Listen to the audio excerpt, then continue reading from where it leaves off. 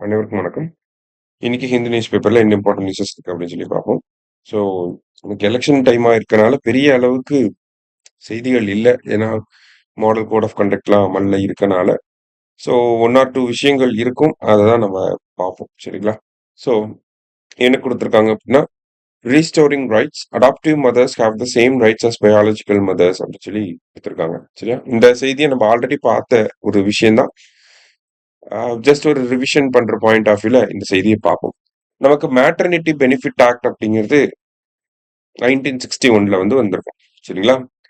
அந்த maternity benefit act படி பாக்குறப்ப ஒருத்தவங்களுக்கு மேட்டர்னிட்டி லீவ் அப்படிங்கிறது பெய்டு லீவா கொடுக்கறாங்க. எவ்வளவு வாரங்களுக்கு கொடுக்கறாங்கன்னா 26 வாரங்களுக்கு கொடுக்கறாங்க. 26 weeks. 8 weeks before delivery, 18 weeks after delivery. ஓகேங்களா? குழந்தை பிறக்கிறதுக்கு முன்னாடி ஒரு 8 வாரங்கள், குழந்தை பிறந்த அப்புறமா ஒரு 18 வாரங்கள் வந்து நார்மலா ஒரு பிரெக்னன்ட் லேடிக்கு கொடுக்கக்கூடிய மேட்டர்னிட்டி லீவ். இதுவே நீங்க அடாப்ட் பண்ண போறீங்க, குழந்தையை தத்தெடுக்க போறீங்க அப்படின்னா உங்களுக்கு மேட்டர்னிட்டி லீவ் இருக்கான்னு கேட்டா இருக்கு. எப்போ அப்படின்னா அந்த நீங்க தத்தெடுக்கக்கூடிய குழந்தை பிறந்து 3 மாசமே ஆயிருக்கணும். ஓகேங்களா? 3 மந்த் ஓல்டு குழந்தைய நீங்க தத்தெடுக்கிறீங்கன்னா உங்களுக்கு மேட்டர்னிட்டி லீவ் அப்படிங்கிறது கொடுக்குறாங்க. எவ்வளவு வாரங்கள் கொடுக்குறாங்கன்னா 12 வாரங்கள் வந்து கொடுக்குறாங்க. அதுதான் சட்டமா இருந்துச்சு. அதுக்கப்புறமா நமக்கு இப்ப அந்த மேட்டர்னிட்டி பெனிஃபிட் ஆக்ட் எல்லாமே கோட் ஆன் சோஷியல் செக்யூரிட்டி 2020 கீழே கொண்டு வந்துட்டாங்க. அதுல இருக்கக்கூடிய இந்த 12 வாரம் கூட மேட்டர்னிட்டி லீவ் கொடுக்குறாங்க. அடாப்ட் பண்ண 3 மாசமே பிறந்து 3 மாசமே ஆன அந்த குழந்தையை அடாப்ட் பண்றவங்களுக்கு 12 வாரங்கள் கொடுக்குறாங்க.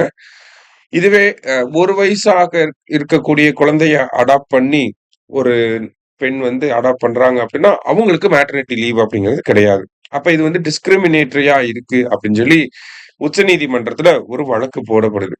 சோ உச்சநீதிமன்றம் வந்து என்ன சொல்லியிருக்காங்க அப்படின்னா, குழந்தை பிறந்த குழந்தையா இருந்தாலும் சரி, 1 வயசான குழந்தையா இருந்தாலும் சரி, 2 வயசான குழந்தையா இருந்தாலும் சரி, regardless of the age of the children adopt பண்ணக்கூடிய மதர்ஸ்க்கு, தத்தெடுக்கக்கூடிய தாய்மார்களுக்கு கண்டிப்பா இந்த மேட்டர்னிட்டி லீவ் அப்படிங்கறத கொடுக்கணும். 12 வாரங்கள் லீவ் அப்படிங்கறத கட்டாயம் கொடுக்கணும். Regardless of children's age. சரியா? அடாப்ட் பண்ணக்கூடிய எல்லா மதர்ஸ்க்குமே அந்த லீவை கொடுக்கணும் அப்படிங்கறத சொல்லியிருக்காங்க உச்சநீதிமன்றம். அதோட இன்னொரு முக்கியமான விஷயம் கல்ச்சுரல் ஆஸ்பெக்ட்ல வந்து பார்த்தோம்னா, குழந்தை வளர்க்கறது அப்படிங்கிறது பெண்களுடைய ஒரு பொறுப்பாவே இருக்கு. கை குழந்தையை வளர்க்கறது அப்படிங்கிறது. இந்த இடத்துல உச்சநீதிமன்றம் என்ன சொல்றாங்க அப்படின்னா, மேட்டர்னிட்டி லீவ் இருக்க மாதிரி பேட்டர்னிட்டி லீவும் இருக்கணும். அதாவது தாய்மார்களுக்கு விடுமுறை குடுக்குறாங்க, பெய்டு லீவ் அப்படிங்கறது குடுக்குறாங்க. அதே மாதிரி அப்பாக்களுக்கும் வந்து என்ன பண்ணணும், அந்த ஒரு லீவை வந்து கொண்டு வரணும். அப்படின்னாதான் அந்த குழந்தையை வளர்க்கறது அப்படிங்கிறது ஷேர்டு ரெஸ்பான்சிபிலிட்டியா இருக்கும் அப்படிங்கறத இந்த ஜட்ஜ்மெண்ட்ல சொல்லியிருப்பாங்க. சரியா? இந்த பேட்டர்னிட்டி லீவ் ரிலேட்டடான விஷயங்களை மத்திய அரசாங்கம் ஏதோ ஒரு சட்டமாக கொண்டு வரணும் அப்படிங்கறதையும் சொல்ல வராங்க. சோ அதுதான் இந்த ஒரு ஆர்டிகிள்ல நம்ம ஆல்ரெடி பார்த்திருந்தோம். இன்னொரு தடவை ரிவைஸ் பண்ற பாயிண்ட் ஆஃப் வியூல பார்ப்போம். அவ்வளவுதான். சரிங்களா? சோ இன்னைக்கு வேற மத்த எந்த செய்திகளும் முக்கியமாக இல்ல. நாளை செய்தித்தாள் வாசிப்புல சந்திக்கலாம். நன்றி.